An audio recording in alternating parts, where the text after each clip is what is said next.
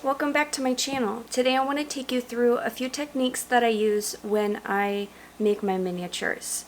The first technique I want to show you is my rock effect paint, and for that you're just going to need some paint and some baking soda. The next project, the materials you'll need is just some foil and some recycled paper. You can use scrap paper. You can use the leftovers, the foil from your leftovers. Just wash it first. And then for the last project I want to show you, you are going to need styrofoam. You can use a small particle styrofoam or a closed cell styrofoam. Really any kind of foam that's going to break up into really small pieces because it's brittle enough. There will be some other tools and materials that you need throughout, but I will tell you what you need as we come to that part. So the first DIY I want to show you is a stone effect paint. So basically we are going to be mixing paint and baking soda, and you can use really any ratio you want. I started with a 1-to-1 ratio, but I quickly realized that I wanted a thicker consistency, and so I went more towards a 3-to-2 ratio of paint to baking soda, and I even did water it down a little bit too, so I wasn't using quite as much paint. So I reached a concrete consistency and I just layered it over my base, which is tissue paper over cardboard, and it really smooths out those tissue paper wrinkles. The second DIY is just making a realistic rock. I don't have a lot of storage space, so I can't store things like plaster of Paris, so I just,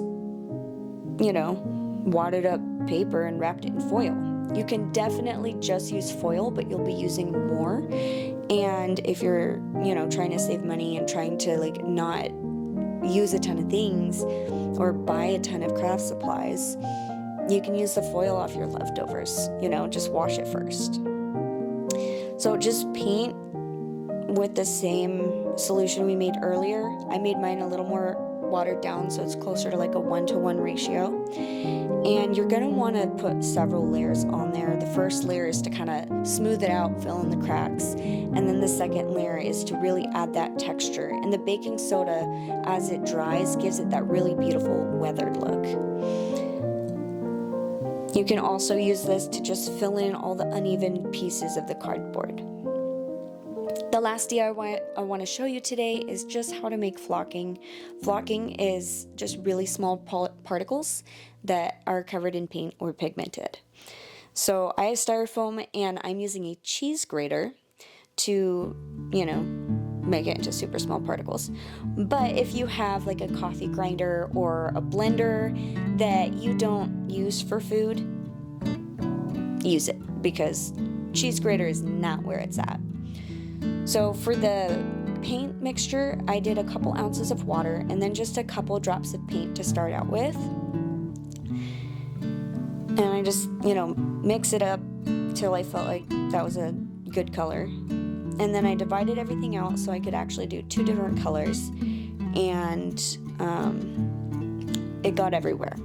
So I would also recommend that you kind of spray your styrofoam down with water as you're doing the grating process to kind of help minimize those flying particles. So I started adding green. You just want to add a little bit at a time to really kind of mix it in thoroughly, because styrofoam just likes to drink it up. It's foam. And I did end up adding more colors to the green, like yellow and brown, because I didn't like how bright the green was. And the yellow specks you see is just like yellow chunks of paint, because my paint is drying out. And here's the second color I did. It's more of a muted, like olive green. Same issue with the yellow. I'm getting chunks everywhere, but honestly, this is a nice, happy little accident because it helps it look more organic. And then you just spread it out on parchment paper and let it dry. Stir it once or twice a day, and after like 2, maybe 3 days, it should be perfectly dry and ready to glue on your piece. Thank you for sticking around for the entire video. Stay tuned to see what I do with these techniques in my upcoming projects. And let me know in the comments what techniques you want to see in the future. Thank you so much for watching.